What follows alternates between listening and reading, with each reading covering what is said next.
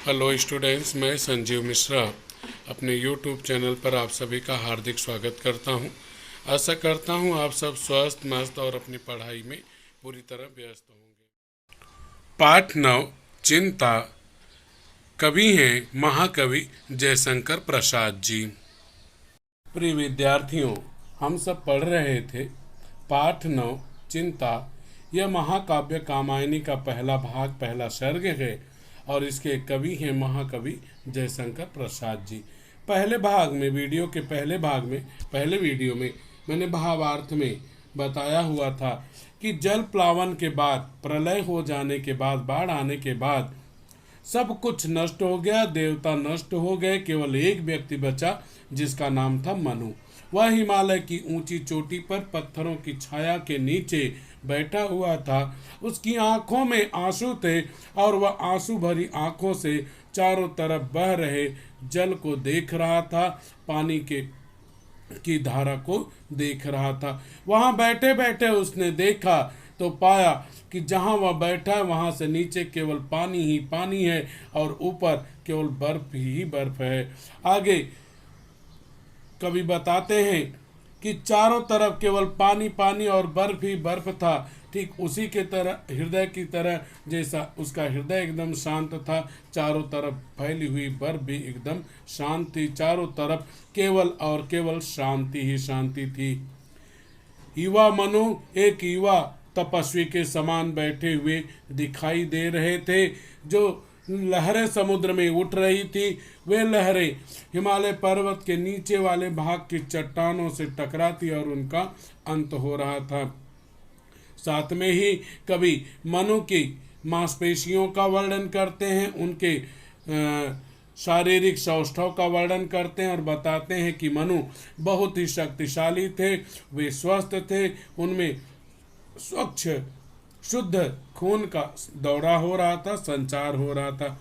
धीरे धीरे बीती हुई दुखद घटनाओं के कारण उनके मन में चिंता की भावना पैदा हो रही थी और साथ ही साथ धीरे धीरे करके बाढ़ का पानी कम हो रहा था। जिस नाव का उपयोग उन्होंने खुद को बचाने के लिए, सुरक्षित रखने के लिए किया था, वह नीचे की तरफ एक बरगद के पेड़, वट वृक्ष से बंधी हुई थी। अब वहां से पानी उतर गया था, वह वहां पे पानी नहीं था। साथ ही साथ में पूरी धरती से पानी धीरे धीरे समाप्त होने लगा, धरती दिखाई देने लगी थी। मनु के हृदय में बीती हुई दुखद घटनाएं कहानी के रूप में सुनाई पड़ रही थी, प्रकट हो रही थी, परंतु उनकी दुख भरी कहानी को सुनने वाला वहां पर कोई नहीं था। केवल प्रकृति अकेली उनकी कहानी को सुन रही थी और वह उनका उपहास उड़ा रही थी, उनका मजाक उड़ा रही थी। यहाँ तक हम लोगों ने अब तक पढ़ा हुआ था पहले वीडियो में। अब उसके आगे हम लोग पढ़ेंगे। ओ चिंता की पहली रेखा, अरि विश्व बन की ब्याली। मनु यहाँ पर चिंता को अलग अलग विशेषणों से, अलग अलग नामों से संबोधित कर रहे हैं। वन, वन मतलब जंगल। ब्याली, ब्याली के दो अर्थ हैं, एक सर्पणी भी होता है, दूसरा शेरनी या बाघनी कहे।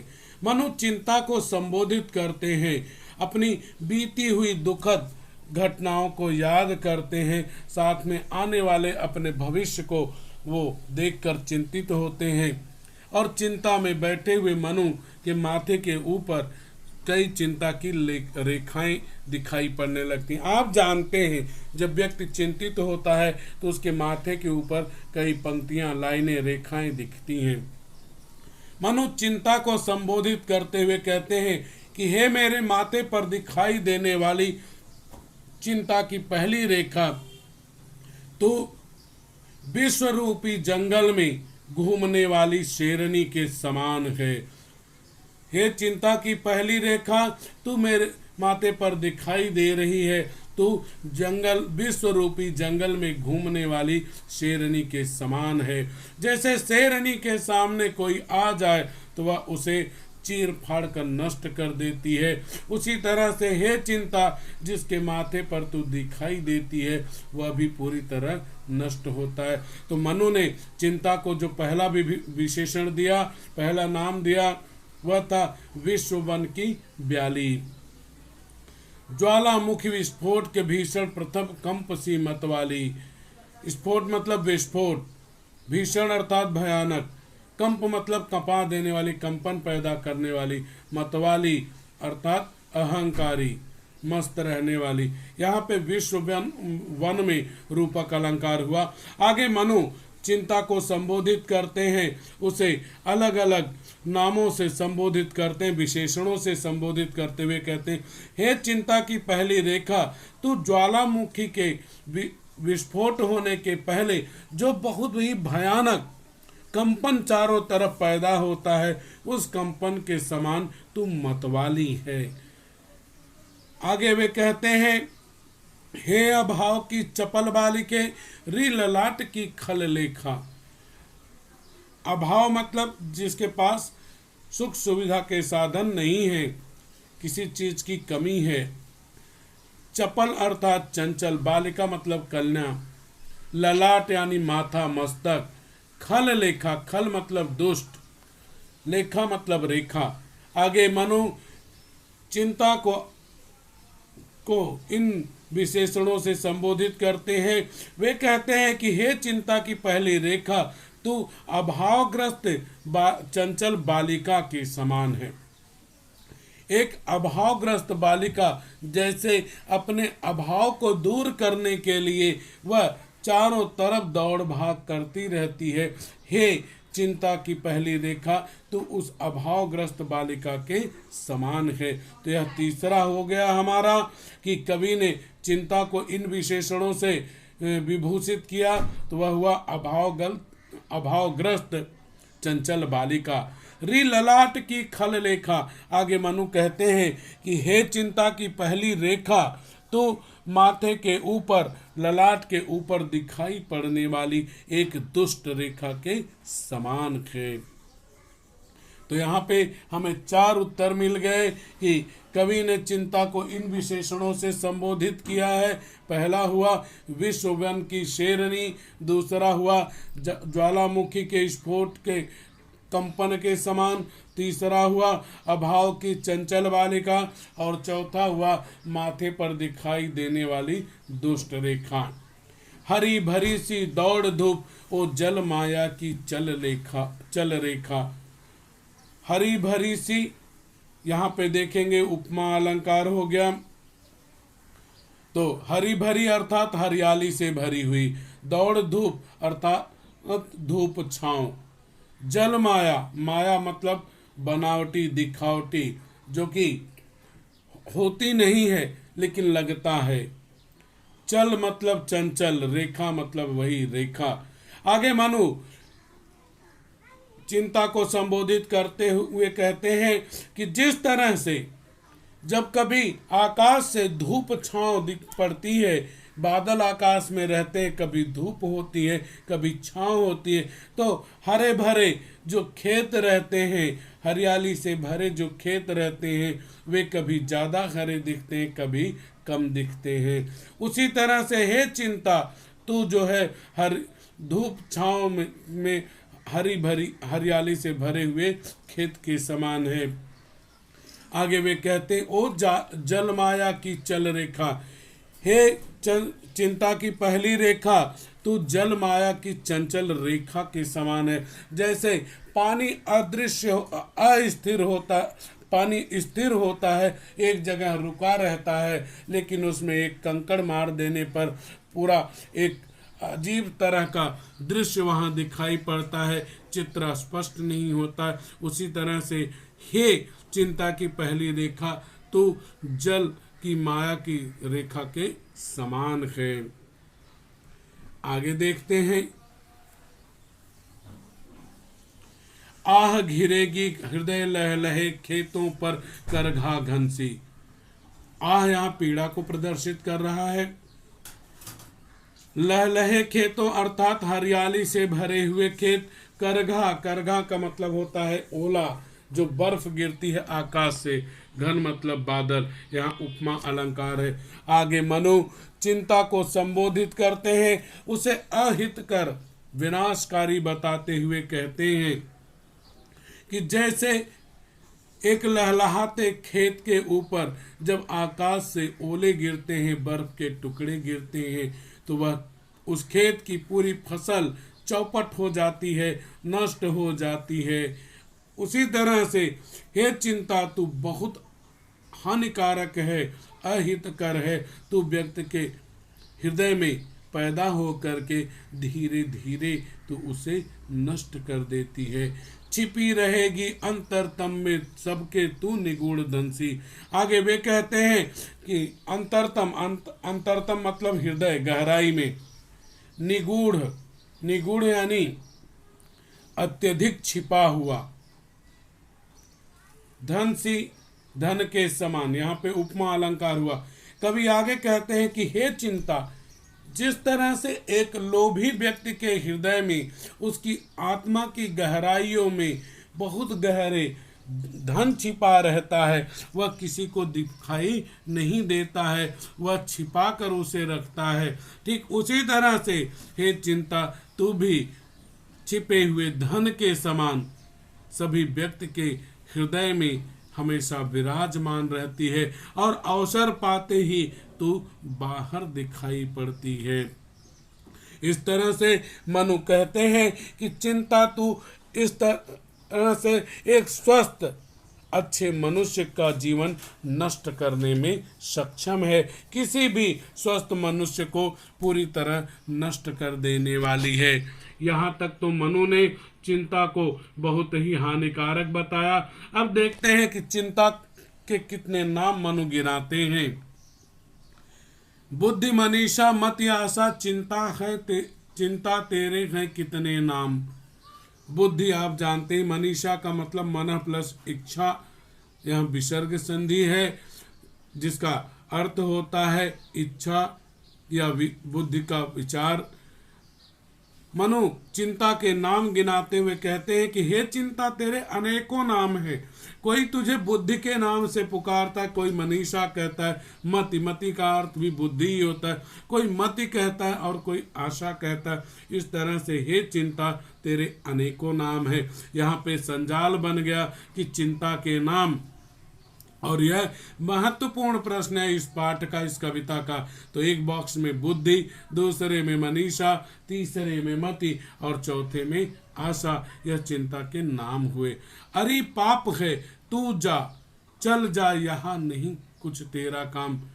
मनु चिंता को संबोधित करते हैं। वे कहते हैं कि हे चिंता, तू पाप के समान है, तू पाप कारक है, तेरे रहने से व्यक्ति पापी हो जाता है। तू यहाँ से, मेरे पास से चली जा, मुझे तेरी यहाँ पर कोई जरूरत नहीं है। मनु चिंता को कहते हैं कि हे चिंता, तू पाप है, उसे पाप की संज्ञा देते हैं और कहते हैं कि तेरा यहाँ कुछ काम नहीं है मेरे पास में, तू मेरे पास से चली जा। अब एक दुखी व्यक्ति का वर्णन कवि यहाँ पे करते हैं। बहुत ही मार्मिक है, बहुत ही दुखद है, और यह स्थिति प्राय जब हम दुख में होते हैं तो सबके साथ होती है। विस्मृति आ अवसाद घेर ले, नी रवते बस चुप कर दे। विस्मृति अर्थात भूलना, जिसका समानार्थी विस्मरण।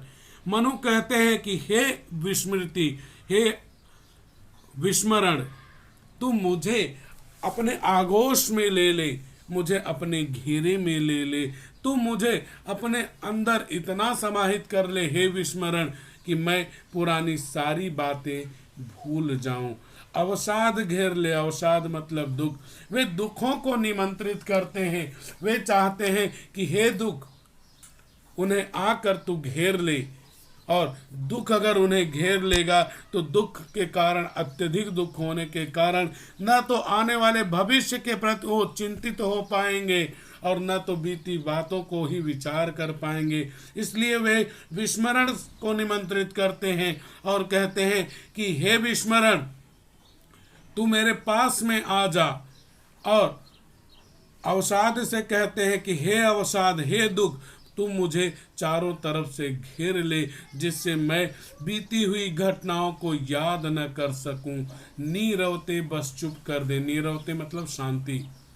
आगे वे कहते हैं कि हे शांति, तू मेरे पास में चली आ और मेरे मन में, हृदय में और मेरे चारों तरफ जो अशांति फैली हुई है, तू उसे अपने प्रभाव से पूरी तरह शांत कर दे। मेरे हृदय में जो ऊहापोह की आने वाले भविष्य को लेकर चिंता है, बीते हुए भविष्य के कारण जो दुख है, तू उसे पूरी तरह बंद कर दे, समाप्त कर दे और मुझे पूरी तरह से शांत कर दे। चेतनता चल जा जड़ता से, आज शून्य मेरा भर दे। आगे वे चेतनता अर्थात सोचने समझने की शक्ति, जिसे सज्ञानता कहते। जड़ता, जड़ता मतलब अचेतन। चेतनता का विरुद्धार्थी है जड़ता। ता दोनों में प्रत्यय है। यहाँ पे प्रश्न आ सकता है कि वे शब्द ढूंढ कर लिखिए जिनमें ता प्रत्यय लगा हो। तो एक चेतनता, दूसरा जड़ता। शून्य, शून्य मतलब खालीपन। वे चेतनता को अर्थात सोचने समझने की अपनी शक्ति को कहते हैं कि तू मेरे पास से चली जा, क्योंकि अब मैं कुछ सोचना और समझना नहीं चाहता हूँ। आगे वे कहते हैं कि हे जड़ता, चेतनता के जाने के बाद मेरे हृदय में, मेरे मन मस्तिष्क में जो शून्य पैदा हुआ है, जो खालीपन पैदा हुआ है, तू आकर उस जगह पर बैठ जा, जिससे मेरे मन में जो जड़ता जो खालीपन पैदा हुआ है, वह जड़ता से पूरी तरह भर जाए और मैं कुछ भी सोच और समझ न पाऊं। इस तरह से मानो बीती हुई सभी घटनाओं को किसी भी तरह से वे भूलना चाहते हैं। वे चेतनता को, जागरूकता को, सोचने समझने की अपनी क्षमता को हटाकर वहां के खालीपन को जड़ता से भरना चाहते हैं।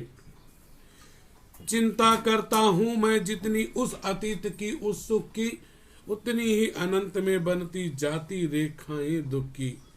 अतीत अर्थात बीते हुए समय की। अनंत, अंत नहीं है जिसका वह बहुब्रीहि समास। अंत के बिना अव्ययी भाव समास। अन प्लस अंत व्यंजन संधि, अन उपसर्ग हुआ यहाँ पे। आगे मनु कहते हैं कि जितना ही वे बीते हुए सुखों को याद करते हैं कि कितना पहले हमारा जीवन कितना सुखमय था, उतना ही उनके माथे के ऊपर उतनी ही रेखाएं बनती चली जाती हैं और उनका दुख उन चिंता की रेखा के कारण बढ़ता ही चला जाता है। मनु कहते हैं कि इस तरह से जितना ही वे बीते हुए सुख को याद करते हैं, उतना ही वे दुखी होते चले जाते हैं।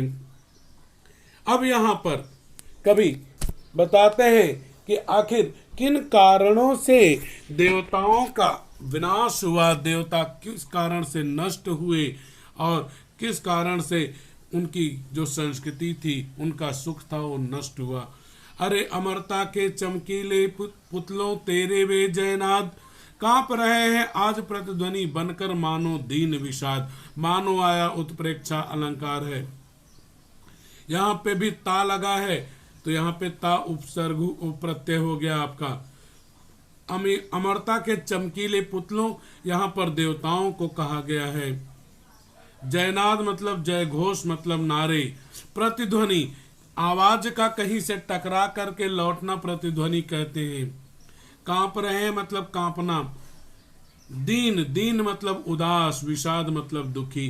कवि कहते हैं कि मनु देवताओं को संबोधित करते हुए कहते हैं कि हे देवतागण, आपको अपने जय जयकार के नारे सुनने की आदत थे, क्योंकि आप यह मानते थे कि आप अजर हैं, अमर हैं, आपका कभी विनाश नहीं हो सकता है। वे कहते हैं कि तुम्हारी अमरता के वे नारे जो तुम लगाया करते थे, उसकी वे प्रतिध्वनियां लगता है जैसे उदासी को प्रकट कर रही हैं, जैसे वे हमारे दुख को प्रकट कर रही हैं। इस तरह से यहाँ पर कवि ने मनु के दुखों का वर्णन किया हुआ है। वे कहते हैं कि वे लोग जो यह मान कर चलते थे उनका कभी नाश नहीं होगा।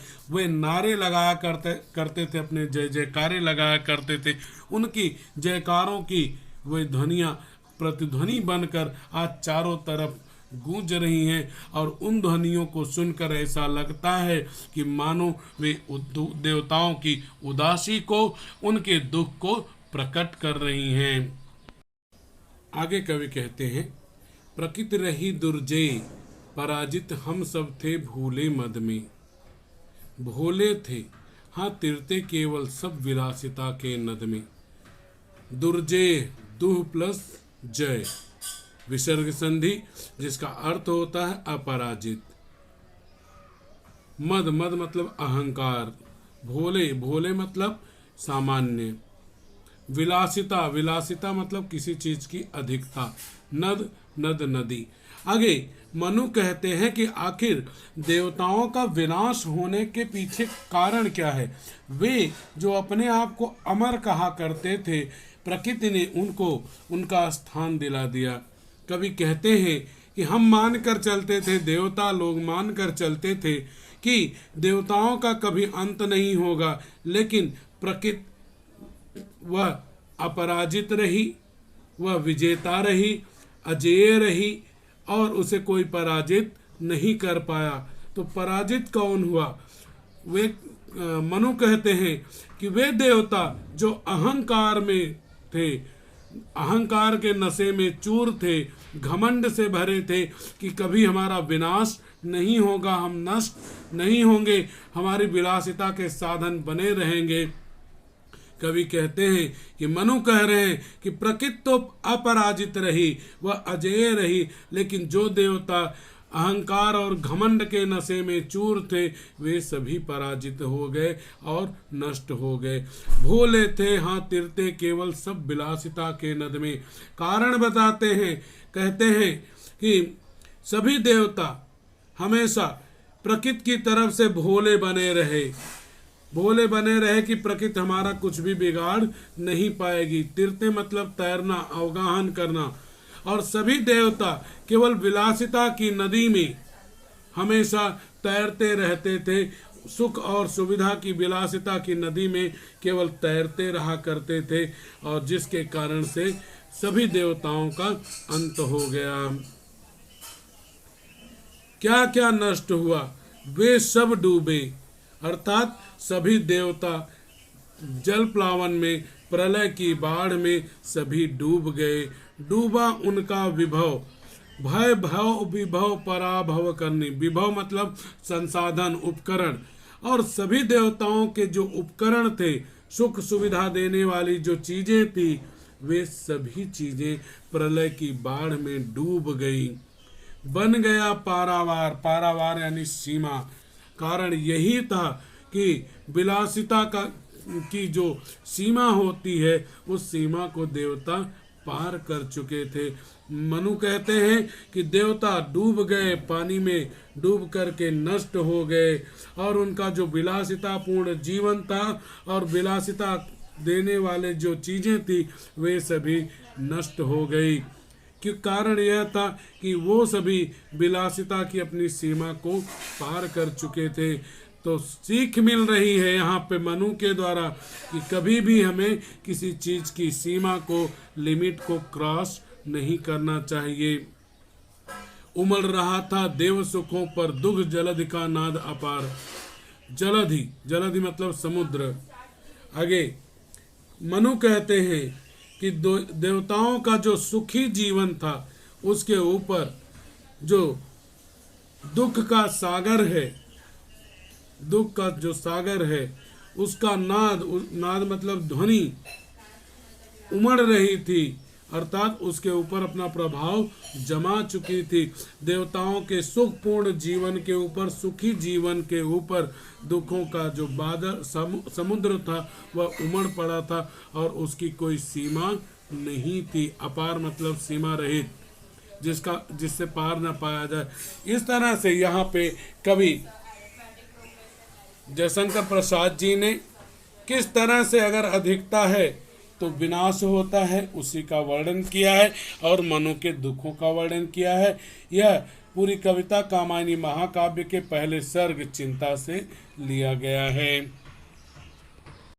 बच्चों, अगर आपको मेरा पढ़ाना अच्छा लगा तो वीडियो को लाइक कीजिए, चैनल को सब्सक्राइब कीजिए और वीडियो शेयर कीजिए तथा कमेंट बॉक्स में कमेंट कीजिए कि आपको मेरा पढ़ाना कैसा लगा।